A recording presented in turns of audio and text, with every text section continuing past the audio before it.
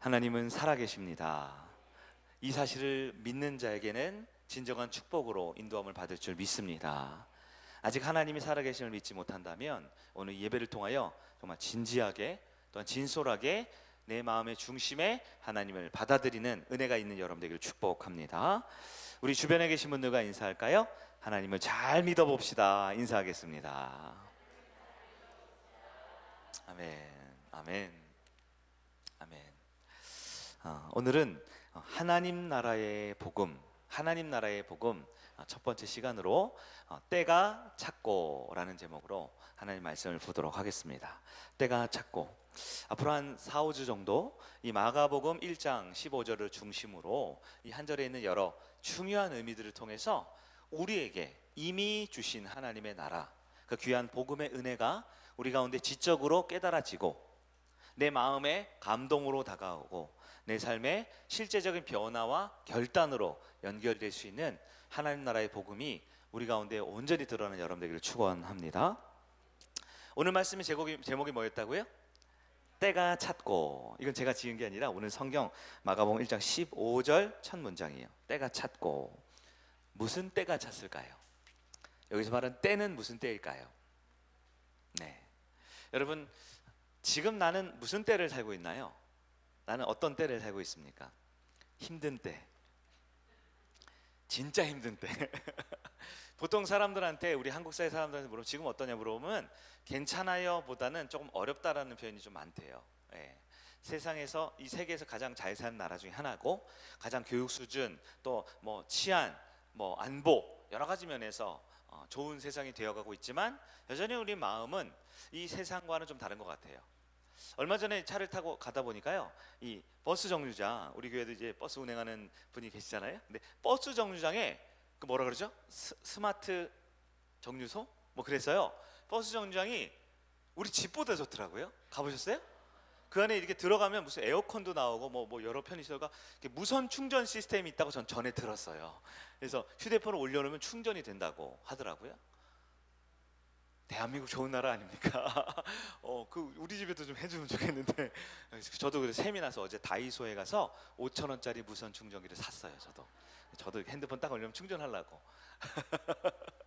네, 여러분은 지금 어떤 때를 살고 있습니까? 어떤 교수님이 쓴 책에 이런 게 있더라고요. 하루의 삶을 평생, 일생을 하루로 이렇게 환산해서 계산한 내용이 있었어요.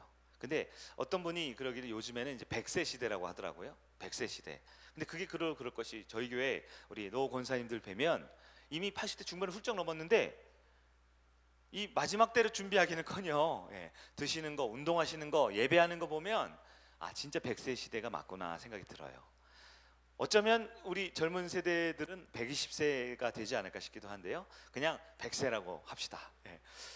인생을 100년을 산다고 했을 때 하루에 24시간이잖아요.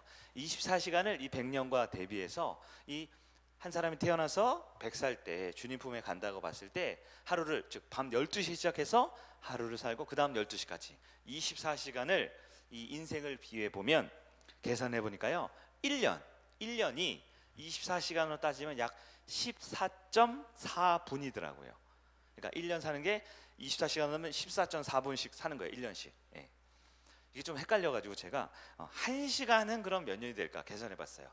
1시간을 지나면 나는 몇 년을 산 건가, 24시간 계산할 때 제가 얼핏 계산해 보니까요, 1시간을 사는 게 약 4.2년을 사는 거더라고요. 4.2년.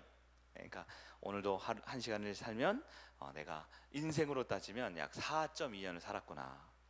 근데 제가 이 말씀을 어제 말씀을 딱 준비하면서 어제 제가 그럼 몇 시쯤 살고 있는가 계산해 봤더니 제가 어제 기준으로 딱 만 42년을 살았더라고요. 42년을 꽉 채워 살았어요.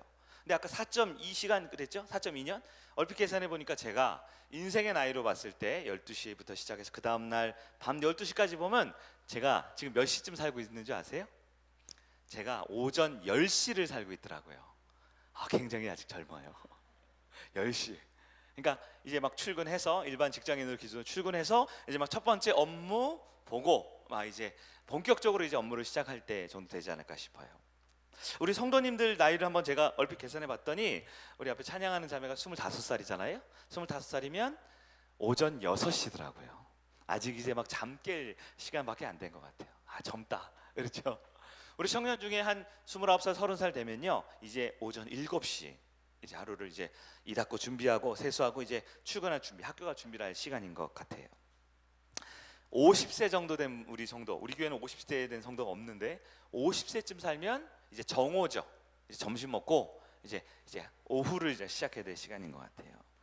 우리 권사님쯤에 보면 한 58세 정도 된 분이 계시면, 네, 우리 김모 권사님 정도 되면 이제 오후 몇 시쯤 될까요? 2시, 오후 2시. 아, 이제 점심 딱 드시고 오후 업무 딱 시작할 정도. 네, 아직 한참이죠. 아직 한참이죠.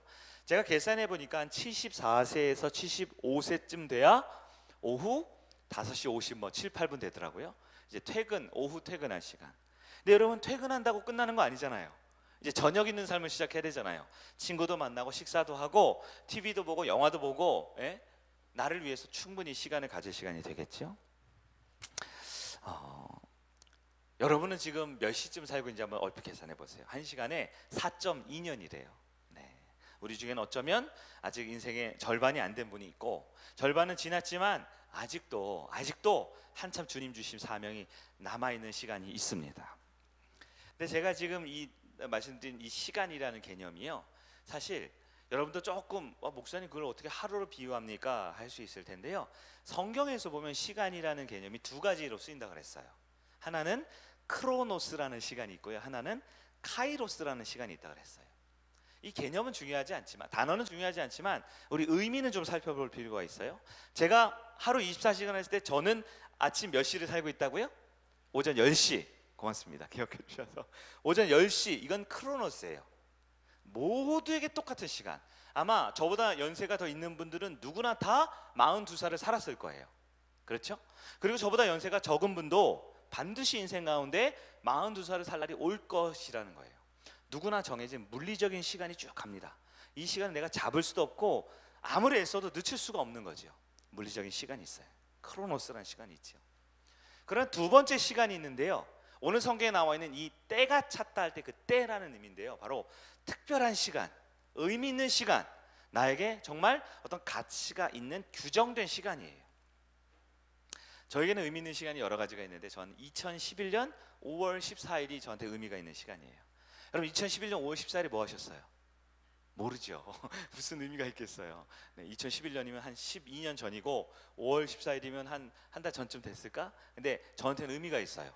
모든 사람은 다 아마 이 자리에 있는 분들은 2011년 5월 14일을 사셨겠지만, 저에게는 제 소중한 딸이 태어난 날입니다. 그러니까 저한테 의미 있는 시간이죠. 여러분한테는 그게 무슨 의미가 있겠어요? 마찬가지로 나에게 특별한 의미가 있는 시간, 그 때가 우리에게 있다라는 겁니다. 우리가 그리스도인이기 때문에 우리 성도의 관점으로 봤을 때도 시간이 두 가지가 있어요. 첫째는 크로노스, 첫 번째 시간이죠. 내가 성도된 시간이 있습니다. 어떤 분이 모태신앙이면 나이만큼 크로노스 성도의 시간이 있을 거예요. 물리적인 시간이죠. 어떤 분은 예수 믿은 지 10년 됐으면 10년, 즉 10년간의 기간이 나의 성도의 시간일 겁니다. 어떤 분은 혹시 예수 믿은 지 이제 1년 됐고 6개월 됐으면 이제 그 크로노스의 시간이 그렇게 길지 않지요. 교회 다니고 예수 믿고 신앙을 선택한 지 이제 6개월, 1년밖에 안 된 거예요. 이 크로노스의 시간은 무시할 수 없습니다. 그런데 한편 카이로스의 의미 있는 시간은 어떨까요? 이것을 우리는 영적인 시간 혹은 영적 성장에 따른 시간이라고 볼 수 있는데요, 이 영적 카이로스의 시간은요, 세 가지로 구분할 수 있어요. 첫 번째 시기는 영적 아이입니다. 영적 어린아이의 시기. 두 번째는 영적 청년의 시기. 마지막 세 번째 영적 어른의 시기가 있습니다. 이것은 제가 만들어낸 개념이 아니라 요한일서 2장에 보면 사도 요한이 성도들에게 아이들아 이렇게 불러요. 아이들아, 아직 영적 어린아이가 있다라는 거죠. 그리고 그 2장 안에 형제들아 이렇게 부릅니다. 영적 청년들 있는 거죠. 그리고 마지막 끝으로 아비들아 이렇게 표현해요. 어른들, 부모가 있다라는 거죠. 여러분, 영적 아이는 어떠한 상태일까요? 물리적인 크로노스의 시간하고 비례하지 않아요. 교회에 다니는 시간하고 비례하진 않는 것 같아요.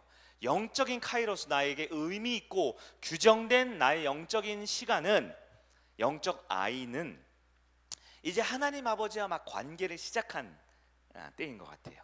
이제 막 하나님과 관계를 시작했습니다. 그래서 혼자서는 아직 살기가 좀 어려워요. 도움이 필요합니다. 관심이 필요합니다. 지난주에 우리 성장의 5단계 기억나세요? 첫 번째는 웰컴하는 거, 그 환영하는 거고, 돌보는 거고, 예배드리는 것과 양육하는 거, 이렇게 쭉 갔잖아요. 네. 영적 아이들은 돌봄을 받아야 됩니다. 관심을 받아야 됩니다. 가르침을 받아야 되고요. 때로는 잘못했을 때 책망과 바르게 함과 의로 교육하는 과정들이 필요하죠. 영적 아이의 가장 큰 특징은 혼자는 못 산다는 거예요. 지속적인 공급이 필요합니다. 혹시 우리 성도님 중에 물리적인 나의 인생의 나이 말고요, 예수 믿은 나이 말고요, 나 영적인 카이로스, 즉 나의 때가 영적 아이일 수 있어요. 그렇다면 여러분, 공급을 더 받으셔야 돼요. 사랑을 받고 은혜를 받고 말씀과 또한 성도의 관계를 통해서 하나님을 더 알아가셔야 합니다. 근데 내가 만약에 그 영적 아이 단계를 넘어서서 영적 청년의 때가 됐으면, 청년의 나이가 되면 어떨까요? 이제 자립할 수 있는 거죠. 신앙적 자립입니다. 돈은 없어도 돼요. 네. 차는 없어도 돼요. 그러나 신앙적으로 나는 스스로 내 신앙 지킬 수 있어. 이 말은, 다시 말해, 교회 안에서는 사실 영적 아이든 청년이든 어른이든 구분이 잘 안 가요. 언제 할 수 있냐? 교회 밖을 나가보면 합니다. 내 신앙의 정체성, 내가 누구인가? 나는 하나님의 자녀다. 나는 하나님의 백성이다. 나는 하나님의 구원받은 사람이다라는 정체성이 분명하기 때문에 세상 속에 있지만 세상과 섞이지 않습니다. 세상 사람들과 어울릴 수 있지만 그들에게 끌려가지 않습니다. 성도의 정체성이 분명하게 있는 것이지요. 이런 분들은, 영적 청년은 혼자 살 수 있어요. 그리고 계속 배우고 성장합니다.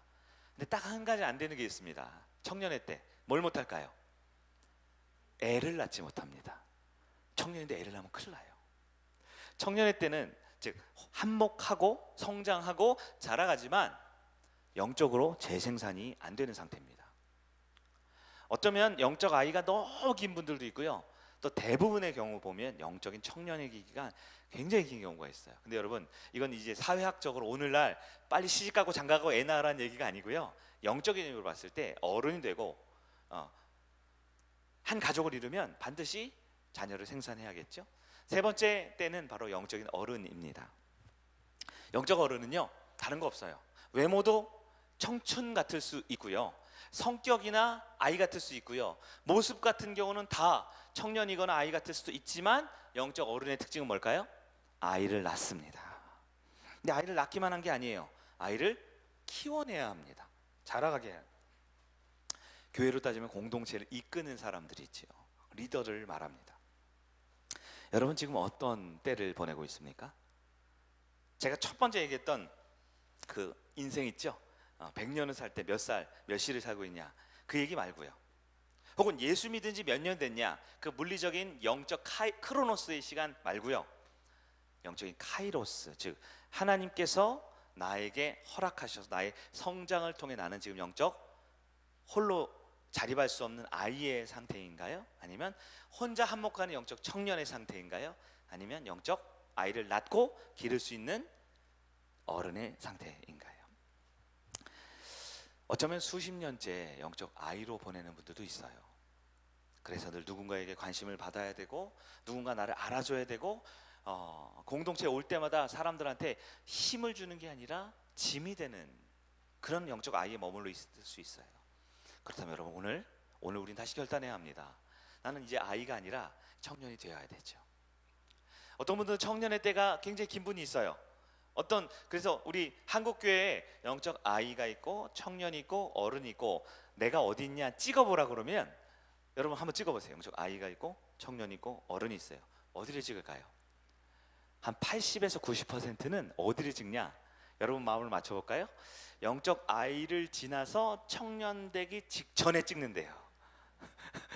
지금 웃는 분도 그런 분들이죠. 왜냐하면 영적 아이라고 하긴 좀 자존심이 상하고, 청년이라고 하면 목사님이 일 시킬까 봐 또 뭐 시킬까봐. 그래서 완전히 어른이라고 말하기는 좀 걸리는 게 좀 많고, 또 어른이라고 하면 또 전도 해와야 되니까 어른은 그 청년은 좀 그래도 좀 이렇게 자존심이 많이 안 상하잖아요. 근데 완전히 청년하면 또 이번 주에 나오라 그럴까봐. 청년은 좀 그렇고 아이는 자존심 상하고 중간 어디쯤에 딱. 그러니까 우리 어제 제가 우리 청년 형제들 3명 모이거든요. 독서 모임. 아니나 다를까 다 거기 찍더라고요. 거기 찍더라고요. 제가 좋은 말 할 때 빨리 올라가라 그랬어요. 네. 여러분의 때가 언제인지 아는 게 중요합니다. 내 때가 이것은요 내가 인위적으로 결정하는 게 아니고요. 목사님이 너는 청년이야, 너는 어른이야, 너는 아이야 정해주는 게 아니에요. 내가 하나님과의 어떤 관계를 갖고 있느냐에 따라서 때가 정해지는 거죠. 근데 오늘 본문으로 다시 돌아와 보면 여기서 때가 찼다라고 합니다. 여기서 말하는 때는 내가 준비된 어떤 때를 말하는 것이 아니에요. 내가 영적 어린아이냐, 청년이냐, 어른이냐가 아닙니다. 여기서 말하는 때는 누구의 때일까요? 하나님의 때입니다. 그런데 이 하나님의 때와 나의 때는 아주 중요합니다. 왜냐하면 하나님의 때를 내가 온전히 알면 나의 때가 정확해질 수 있거든요. 첫 번째 살펴볼 것은 하나님의 때입니다. 오늘 본문에 하나님의 때가 찼다라고 말하는데요, 여기서 말하는 하나님의 때는 크로노스일까요? 카이로스일까요? 네, 물론 크로노스가 아니겠죠. 카이로스, 즉 의미가 있는 때입니다. 하나님이 특별한 의미를 가지고 있는 때예요. 이 때가 뭘까요? 이건 성경, 구약 성경 전체의 개념을 여러분 빠르게 한번 정리를 해봐야 될 것 같아요. 마가복음 1장에 보면 세례 요한이라는 사람이 등장합니다. 그리고 세례 요한은 광야에서 외치는 자였어요. 그는 주의 길을 어떻게 한다 그랬어요? 예비한다 그랬어요. 그 주님이 오실 그 길을 예비한다라는 사람이었어요. 그런데 이 세례 요한이 했던 사역, 즉 광야에 외치는데 주님이 오실 길을 예비하는 그 세례 요한의 사역은 구약 성경 전체에 대한 예언이 이루어지는 첫 단추였습니다. 구약 성경이 뭡니까? 구약은 하나님의 때, 즉 메시아, 인류의 구원자를 기다리는 사람들의 이야기입니다. 하나님이 선택한 백성이 있어요. 어느 백성이죠? 이스라엘 백성입니다. 근데 그 이스라엘 백성이 하나님의 백성을 선택받았지만 끊임없이 이 사람들은 죄를 짓고 하나님을 배신합니다. 하나님께서는 이스라엘 백성에게 요구하지요. 무엇을 요구합니까? 회개하고 돌아와라. 회개하고 돌아와라. 이스라엘 백성이 때로는 회개하기도 했지만 또다시 넘어지기도 합니다. 또다시 돌아왔다가 넘어지기도 합니다. 그럴 때마다 하나님 걸출한 리더들, 아브라함과 모세와 같은 사람들 통해 다시 하나님의 나라로, 하나님의 백성들로, 하나님의 그런 거룩한 곳으로 인도하지만 여전히 사람들은 또 우상 숭배가 넘어져요.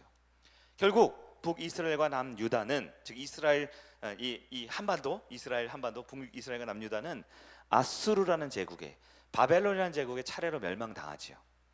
왜요? 회개하지 않았기 때문에.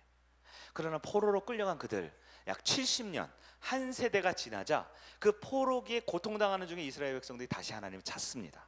하나님 도와주세요, 살려주세요. 회개한 이후 이스라엘 백성은 다시 유대 땅으로 귀환하게 되죠.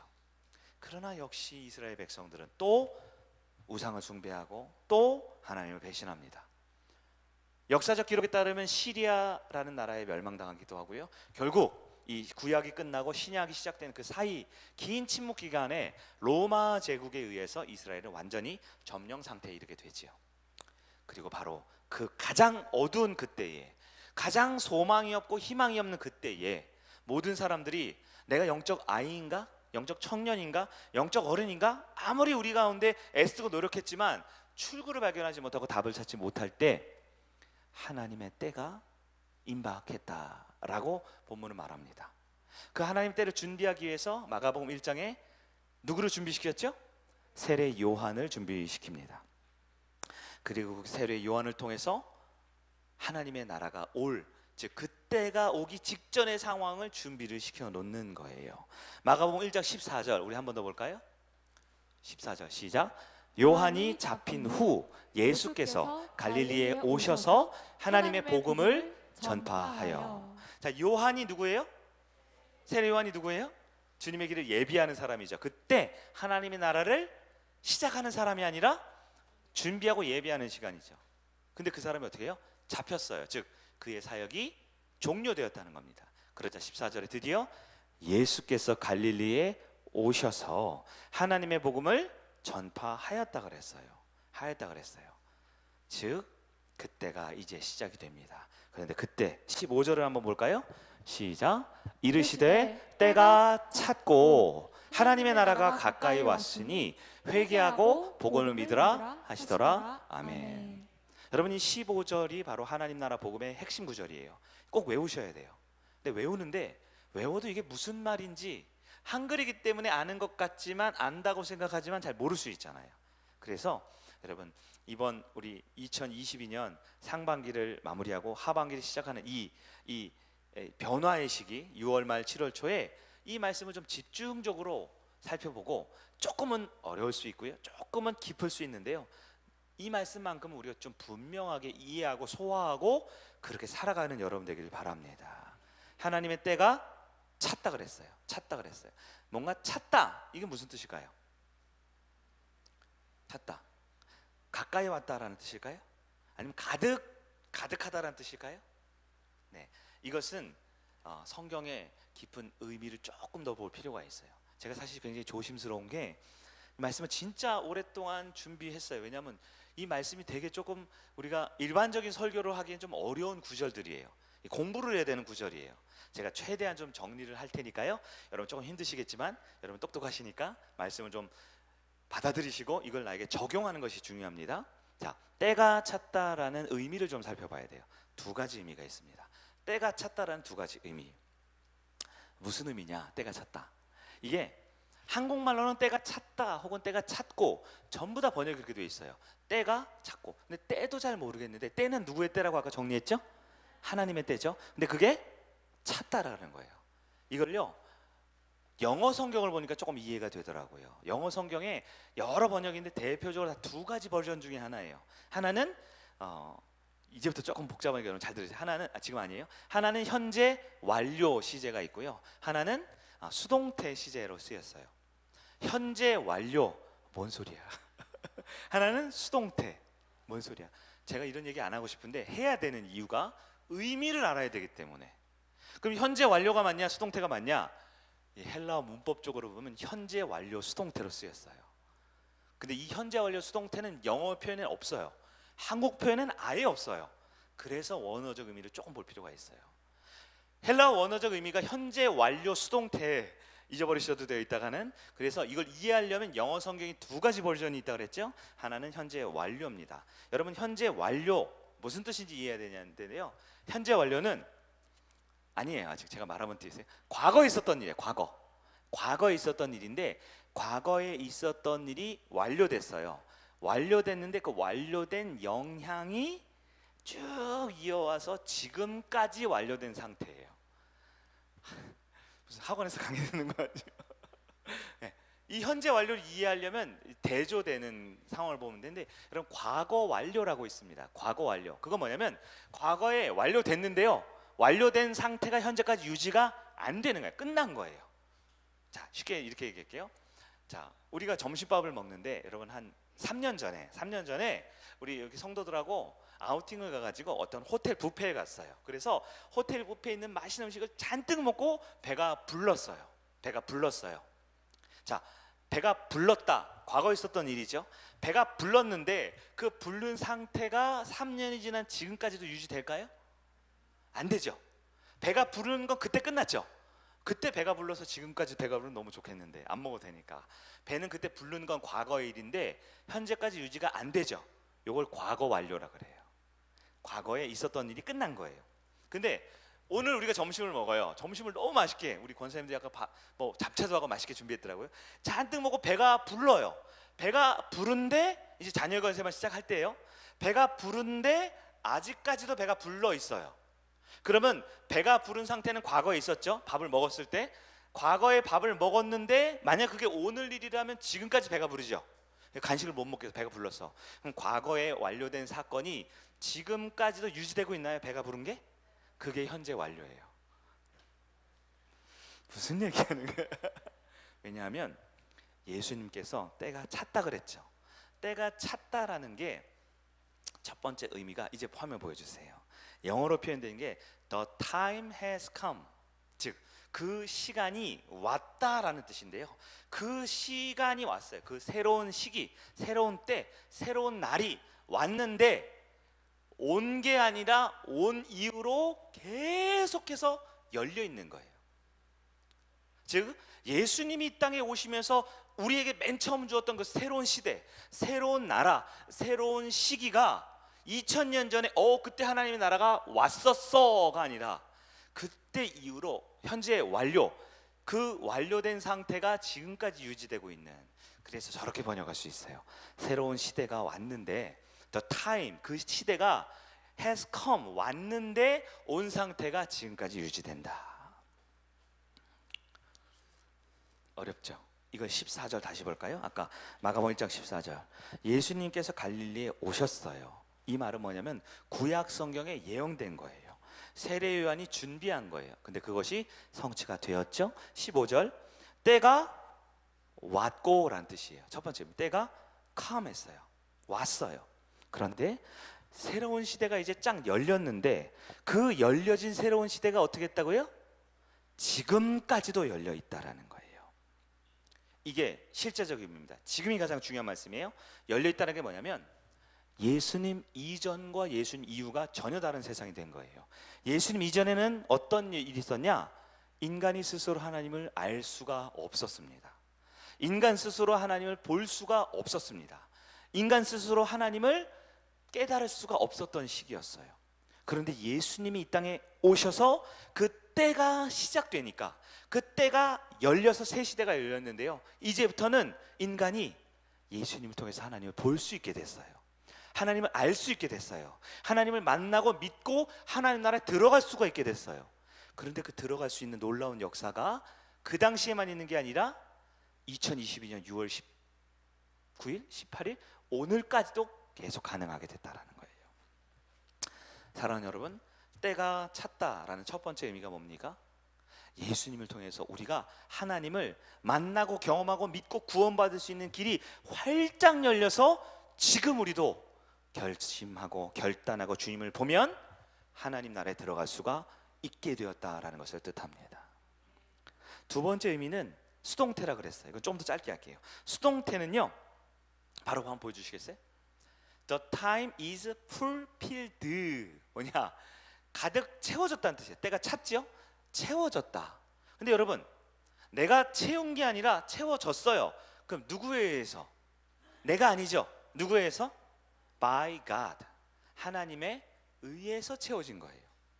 첫 번째 의미가 이제 새 시대가 열렸는데 하나님을 직접 만나고 경험하고 구원받을 수 있는 길이 활짝 열렸는데, 이 활짝 열린 게 누구에 의해서 열렸어요? 하나님에 의해서. 그럼 하나님에 의해서 열렸다의 반대 개념은 뭘까요? 내가 연 거예요. 내가 만든 거예요. 근데 그게 아니라는 뜻이죠.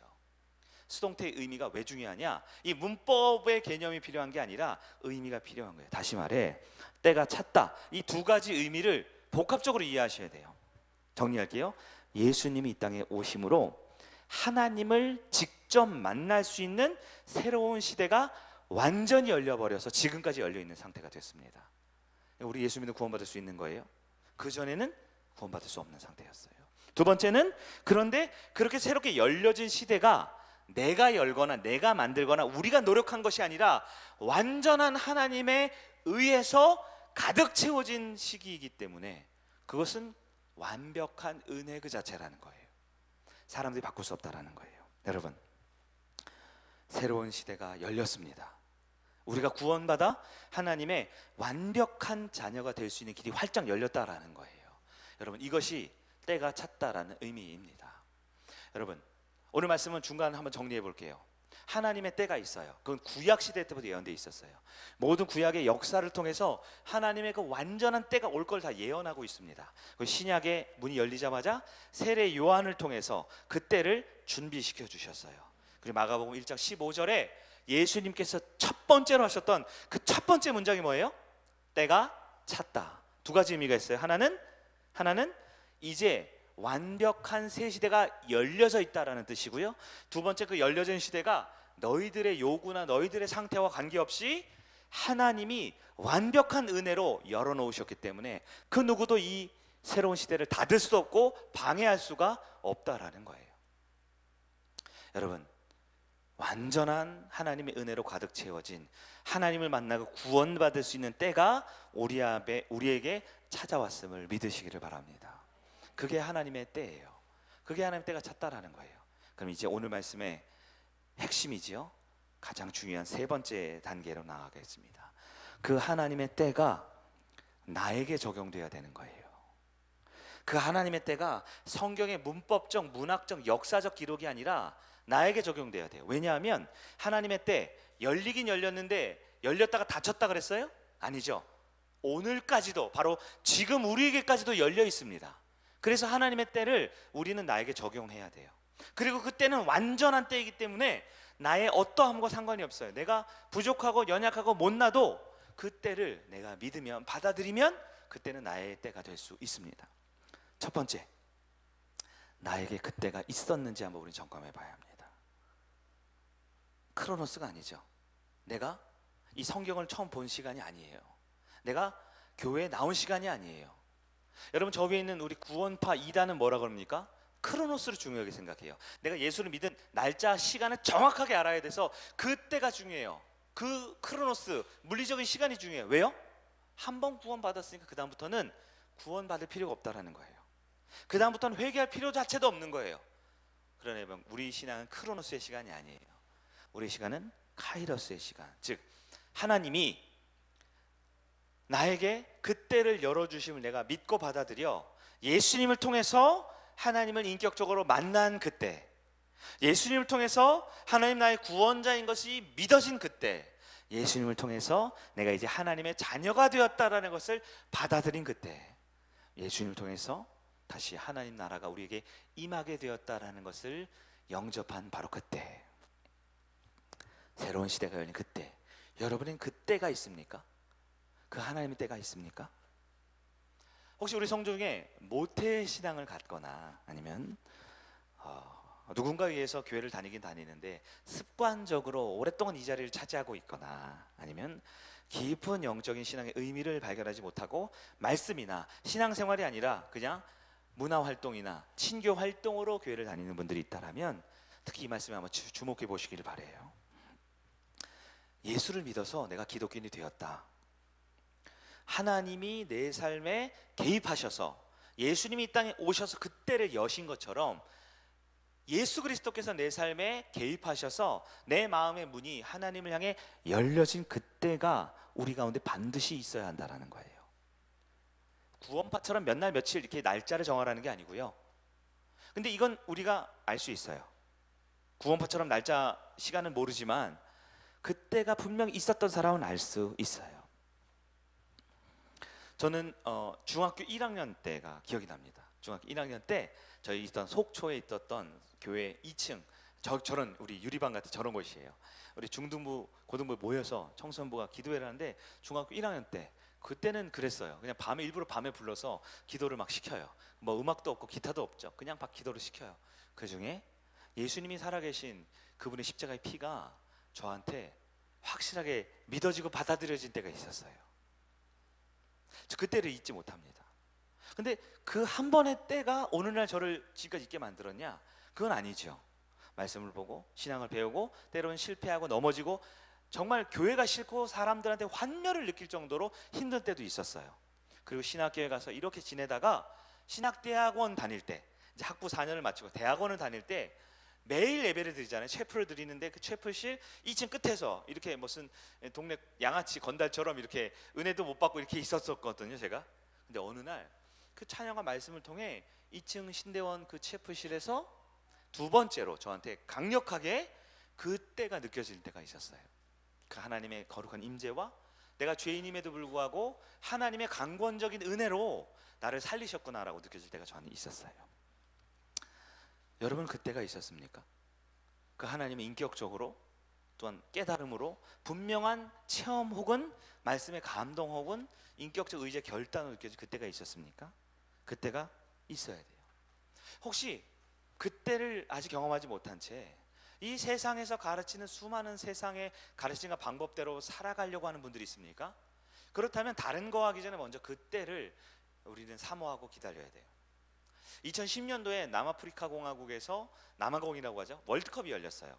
그때 제 친구가 그 남아공 스텔렌보시라는 그 신학대 유명한 대학이 있거든요. 그래서 박사과정 공부하는 중에 있었는데 그 친구 때문에 들은 이야기예요. 남아공 월드컵이 열리는 그때 전 세계가 이 화면으로 주목해 보잖아요. 그 월드컵 경기를 보고 있는데 그 월드컵 경기장을 짓는 그 땅이요, 사실 그 남아공에 사는 그 도시의 빈민촌이었대요. 어려운 사람들이 모여 사는 판자촌 같은 곳이었대요. 그래서 이 월드컵 경기장을 짓기 위해서 그 몇 달러씩 돈을 주고 그 사람들 다 몰아냈다라는 거예요. 그 거기에 버젓이 화려하고 멋진 월드컵 경기장을 지었습니다. 월드컵 경기를 보는데 그 친구가 말을 그렇게 해요. 아니, 여기서 경기 뛰는 사람들은 그 전 세계인이 환호하고 열광하고 그 한 경기 뛰고 많게는 몇억 원씩, 몇십억 원씩 그 사람은 벌어가는데 정작 그곳에 자신의 피와 땀이 녹여있는 그 생활 터전을 잃어버린 사람들은 불과 단돈 몇 달러, 몇 천 원, 몇만 원에 쫓겨났다라는 거예요. 그걸 보면서 이 신학을 하는 우리가 정말 이 세상을 보는 관점, 이 세상에 보면 화려한 것만 보이고 멋있는 것만 보이지만 사실 그 화려함과 멋있음과 그 유명하고 인기 있는 그 축구 스타들에게 몇억, 몇십 원씩 갖다 주기 위해서 얼마나 많은 사람들이 착취를 당하고 얼마나 많은 사람들이 생존의 가장 기본적인 것 보장받지 못하고 쫓겨나고 있는가. 여러분, 어쩌면 이 시대를 살고 있는 우리 그리스도인들 혹은 이 세상에 살고 있는 사람들의 모습이 그러지 않을까요? 우리는 누구나 다 그 화려한 경기장의 슈퍼스타 운동 경기 선수처럼 멋진 사람의 삶을 꿈꾸죠. 돈을 벌면 돼, 내가 공부를 많이 하면 돼, 좋은 직장을 다니면 돼, 내가 뭔가 잘하면 저런 슈퍼스타처럼 나도 될 수 있어. 하지만 그 한 사람 수억 원을 주기 위해 얼마나 많은 사람들이 단돈 몇 푼에 삶을 잃어가고 죽어가고 있습니까? 세상에는 누리 눈에 보이는 그런 멋있고 화려한 것 이면에 얼마나 많은 부조리와 고통과 괴로움이 있습니까?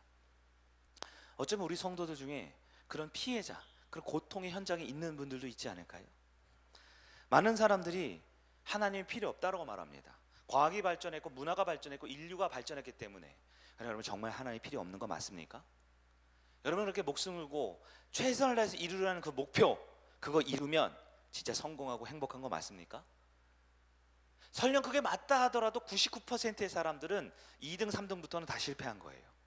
여러분, 이 세상에 진짜 이 세상을 만드시고 우리의 죄로 인해 무너지는 우리 가운데 예수님을 보내주셔서 우리에게 하나님에 의해서 새로운 삶을 살 수 있도록 만들어준 그때가 필요하지 않겠습니까? 하나님의 은혜 없이 살 수 있다라고 여겨지는 이 세상 가운데 우리는 그때를 나의 때로 받아들일 수 있어야 합니다. 두 번째는, 만약에 그럼 그때가 있었다면 그때 이후로 나는 지속적으로 성장하고 있는가를 보아야 합니다. 하나님의 은혜로 나를 가득 채워주신 바로 그때, 하나님이 이제 만날 수 있는 새로운 시기가 열려져서 내 상태와 관계없이 하나님의 은혜로 강권적으로 나를 다시 예배드리게 하고 다시 구원을 받은 자녀로 살게 하고 내가 아무리 넘어지고 쓰러져도 다시 나를 일으키시는 그 축복된 은혜의 그때가 나에게 주어졌다면 그 이후로 나는 성장하고 있는가를 우리는 두 번째로 점검해 봐야 합니다. 하나님의 그때를 맨 처음 발견할 때는 아무래도 내가 태어난 때겠죠. 영적으로, 영적 카이로스로, 영적 아이겠죠. 그런 영적 아이의 상태로 머물러 있으면 안 됩니다.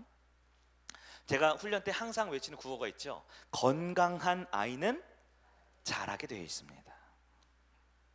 혹시 아직도 내가 영적 어린 아이인데 만족하고 있습니까? 아니, 목사님, 제가 부족했어요. 겸손을 빙자하여 영적 어린아이 상태로 계속 머물려 하고 있지 않습니까? 누가 보살펴줘야 됩니다. 누가 끌어줘야 됩니다. 누가 보호해줘야 됩니다. 태생적으로 좀 약한 분들이 있을지 모르겠어요. 근데 아무리 약해도요, 아무리 부족해도요, 5년이 지나고 10년이 지나서, 이것도 영적 크로노스가 아니라 카이로스로 하나님의 은혜의 때가 있고요, 그 말씀이 있고요, 그 공동체가 있고요, 그 섬김의 장이 있음에도 불구하고 늘 제자리 걸음이려면 여러분, 이거는 영적 아이가 아니라 영적 중증 환자일 가능성이 있어요. 몸에 병이 있기 때문에 자라지 못하는 겁니다. 몸에 심각한 결함이 있기 때문에 성장하지 못한 것일 수 있어요. 여러분, 어쩌면 영적 아이일지라도 구원받을지 몰라요. 왜냐하면 구원은 아이면 못 받고 어른이면 받는 건 아니죠. 아이여도 구원받을 수 있습니다. 하나님의 때가 임했잖아요. 그때는 나와 관계없어요. 하나님에 의해서 가득 채워진 때잖아요. 내가 연 게 아니라 예수님이 직접 열어서 지금까지 열려있는 때잖아요. 그 나의 어떤 것과 관계없이 내가 구원받으면 나는 아이라도 구원받을 수 있어요. 그러나 계속 아이라면 우리 공동체에 힘이 들어집니다. 힘이 되지 못하고 짐이 돼요. 서로 병간호하고 병치레하고, 네? 긴 병에 효자 없다라는 말 아시죠? 서로를 돌보는데 에너지가 너무 많이 들어가면 공동체가 점점 힘이 들어지는 거예요. 물론 구조적으로, 교회 구조학적으로 그 연약한 성도가 반드시 있습니다. 반드시 있어요. 문제는 교회 구조학이 아니라 내 경우를 말하는 거죠. 내가 아이입니까? 청년을 향해 한 걸음 더 나아가야 합니다. 성장해야 합니다. 영적 청년기를 보내면 한 사람 몫을 감당해 주셔야 돼요. 교회를 세우셔야 합니다. 목회자 역할은 뭐예요? 성도를 온전하게 하는 거예요. 그래서 성도님들이 교회에 봉사일을 하고 성도님들이 그리스도의 몸된 교회를 세워가는 겁니다. 목사 혼자 봉사 다 하고 우리 장로님 혼자 교회를 다 세우면 그것은 정상적인 교회가 아니에요. 주님의 교회가 아니에요. 세 번째는 그때 이후로 내 인생의 목적이 어디 있는지 발견할 수 있어야 합니다. 이게 오늘 말씀의 결론입니다. 내가 만약에 하나님의 때, 그리고 나에게 완전히 활짝 열려서 하나님 만날 수 있는 그때, 그리고 하나님에 의해서 가득 채워져 있는 때이기 때문에 그 누구도 방해하거나 회방하거나 거스를 수 없는 그때가 나에게 주어졌다면, 그리고 그때 이후로 내가 성장하고 있다면 그리스도인은 반드시 그의 인생의 목적을 찾아갈 수 있게 됩니다. 여러분의 인생의 목적은 어떻게 발견할 수 있을까요? 학교에서 가르쳐 준다고 하고요, 세상에서 성공하는 방법을 가르쳐 준다고 하지만 우리 인생의 진정한 목적은 나를 만드시고 나를 구원하신 하나님 안에서만 발견할 수 있습니다. 꼭 신학교 가라는 얘기가 아니고요, 기도 많이 하는 얘기가 아니고요, 내가 비즈니스를 하던, 내가 어떤 영역에서 뭐 회사원을 되던, 아니면 내가 아이들을 가르치는 일을 하던, 어떤 작은 일을 하던 큰 일을 하던, 이 세상의 주인 되신 나를 만드신 하나님을 만나고 그 안에서 성장할 때, 어린아이일 때는 꿈이 많죠. 의사도 됐다가 경찰관도 됐다가 뭐 여러 가지 꿈이 있죠. 청년이 되면요, 내 배움과 삶의 현장을 통해 좀 더 정확해지겠죠. 그리고 어른이 될 때 그의 꿈을, 목적을 이루어가면서 아이 낳고 살아가듯 우리의 인생의 목적은 하나님 안에서만 발견할 수 있는 거예요. 우리 아이들에게 물어봅니다. 너 인생의 꿈이 뭐냐? 그러니까 이것도 옛날 얘기예요. 한참 전 얘기. 우리 아이들이 꿈이 뭐였냐? 가장 많은 비율이 건물주라고 했잖아요. 건물주. 새 받아서 살아야 된다. 그 아이들이 뭘 알겠어요. 근데 요즘에 꿈이 바뀌었대요. 우스갯소리일 수 있는데 요즘 아이들 꿈이 뭐냐 하니까 재벌 2세라 그러더라고요. 재벌 2세. 근데 그 아이들이 표정이 좋지 않아요. 왜? 괜찮아. 뭐 그럴 수도 있지. 꿈 재벌 2세일 수도 있지. 그러니까 그 아이가 그런데요. 근데 우리 아버지가 열심히 노력을 안 해요. 네, 재벌 2세가 되려면 아버지가 재벌이 돼야 되니까. 얼마나 이 꿈이, 이 세속적인, 즉 물질적인 꿈에서 이제는 더 무책임하고 더 무개념인 꿈으로 바뀌어가고 있어요. 단지 돈만 바라는 것에 대해서 이제는 그 노력조차 하지 않고 우리 아버지가 해줬으면 좋겠다, 나는 그 2세였으면 좋겠다는 꿈으로 바뀌어가고 있대잖아요. 우스갯소리지만 이 시대의 젊은 청년들의 생각이 정확하게 그러지 않습니까? 건물주가 꿈이 아니에요? 건물주가 아닐지 모르지만 돈 많이 벌고 사업 성공하고 높은 자리에 올라서 결국 돈 아닙니까? 어쩌면 이것을 내가 구조적으로 유지하고 관리하기 위해서 더 많은 인프라를 구축하고, 그러기 위해 좋은 명예를 갖추고 권력을 갖추고 힘을 갖추고 내 주변에 더 나은 사람, 더 사람 보기에 괜찮은 사람들을 채우고 싶어 하는 것 아닙니까? 그러나 예수를 만난 사람이 진짜 인생의 목적을 발견할 수 있습니다. 오늘 말씀을 정리해 보도록 하겠습니다. 인간은 누구나 행복을 꿈꾸며 살아갑니다. 그런데요, 하나님이 없는 이 세상의 행복은 크게 네 가지로 나눠져 있대요. 첫 번째는 돈입니다. 재산, property. 두 번째는 힘이에요. 권력, 파워라고 하죠. 세 번째는 명예입니다. prestige, 마지막은요, 쾌락입니다. pleasure. 이 네 가지, 영어로는 P라고 표현되어 있는데요, 물질과 권력과 명예와 힘과 마지막으로는 기쁨, 쾌락, 이것이 있으면 우리가 인생이 행복하다고 세상을 말해요. 그리고 제가 보면요, 어느 정도는 일리가 있는 것 같아요. 물질이 있으면 조금 더 내가 원하는 것을 하면서 살 수 있을 것 같아요. 권력이 있으면, 즉 남에게 지배받지 않고 내 상을 통제할 수 있으면요, 조금 더 유리하게 살 수 있을 것 같아요. 쾌락 중요하죠. 먹는 즐거움, 행복하게 사는 즐거움, 여러 즐거움이 필요하지요. 명예도 중요합니다. 사람들에게 존중받고 인정받는 것, 어느 정도는 필요합니다. 어느 정도는 도움이 됩니다. 그러나 본질은 아니다라는 거예요.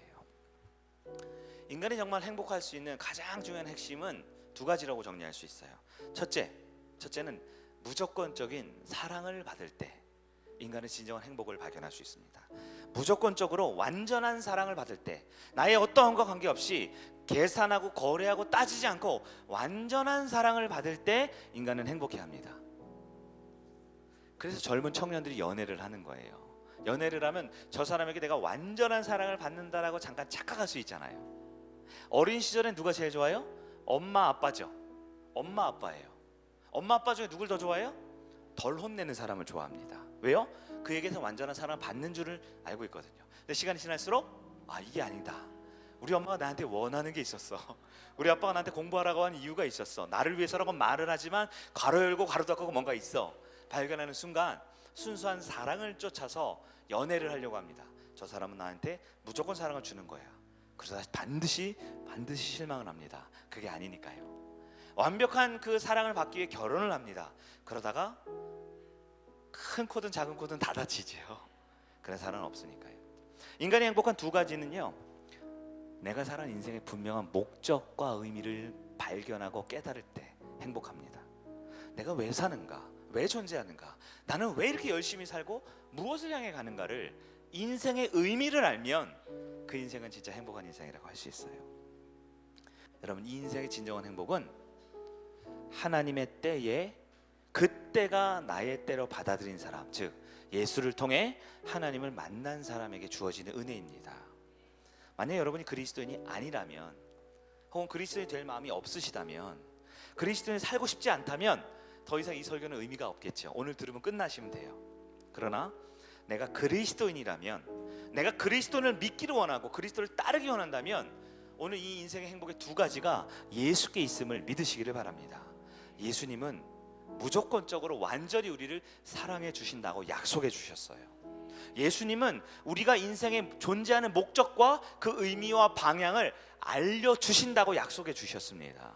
여러분, 예수를 통해 하나님의 그 때를 영접하셔야 합니다. 하나님을 받아들이셔야 합니다. 그러면 이 성경에 나와 있는 이 때가 찼다라는 이 현재 완료 수동태의 역사가 바로 나에게 새로운 시대가 나에게 열려있고 하나님의 의에 완전하게 열려있는 그 시대이기 때문에 그 은혜로 가득 차 있는 진정한 인생의 목적을, 그리고 완전한 사랑을 받을 수 있는 저와 여러분들에게 주의 이름으로 축원합니다. 크로노스의 시간은 지금도 지나가요. 2022년 6월 오늘 또 11시, 오늘 설교가 길었습니다. 45분을 지나가고 있어요. 그러나 여러분, 그때를 카이로스의 시간, 하나님을 만나는 그때로 결정하고 결단하고 선택하십시오. 하나님을 내 인생에 받아들이십시오. 예수님을 나의 구원자로 받아들이십시오. 그러면 하나님의 때가 시작됩니다. 2000년 전 성경에 그때가 찬 것은 바로 나에게 여전히 유효하고 나를 살리는 생명의 말씀임을 믿고 주와 동행하는 여러분들에게 주의 이름으로 축원합니다.